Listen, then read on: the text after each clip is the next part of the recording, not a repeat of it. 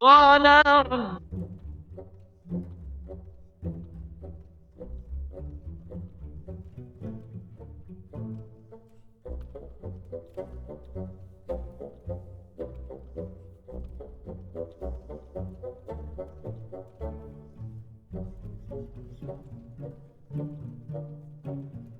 که خدای متعال به حضرت موسی فرمود اننی معکما اسمع و ارا.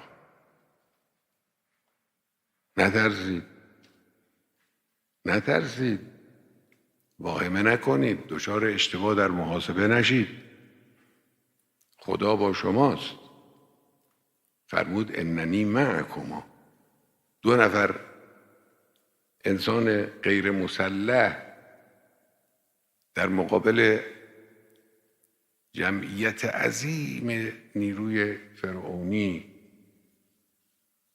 علی الظاهر هیچی نیستن، اما در باطن همه قدرت متعلق به اینهاست، چون قدرت متعلق به خداست. به خدا میگه من با شمام، اننی معکما اسمع و ارا، میبینم، میشنوم، میدونم چه اتفاقی داره میفته.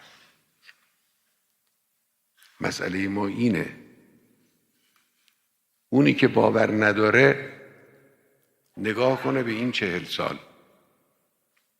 در این 40 سال دشمنان ما که مرکز قدرت مادی دنیا بودن با همه وجود آمدن در مقابل این انقلاب، این حرکت ایستادند و ضربه زدند و همه تلاششون رو به کار گرفتن. واقعا همه تلاششون رو، هر کاری میتونستن کردن. بعد از 40 سال اونها ضعیفتر از روز اولند، ما قویتر از روز اولیم. این نشان دهنده این است که اننی معکما، خدای متعال با ماست، اسمع و ارا. اما یک شرط داره، شما با خدا باشید. ان تنصروا الله ینصرکم و یثبت اقدامکم. این درس رو امام بزرگوار به ما داد، ما هم نمیفهمیدیم درست. ما هم اون روز درست عمق مسئله رو نمیفهمیدیم. اون بزرگوار خوب میفهمید، میگفت با خدا باشید و خودش با خدا بود.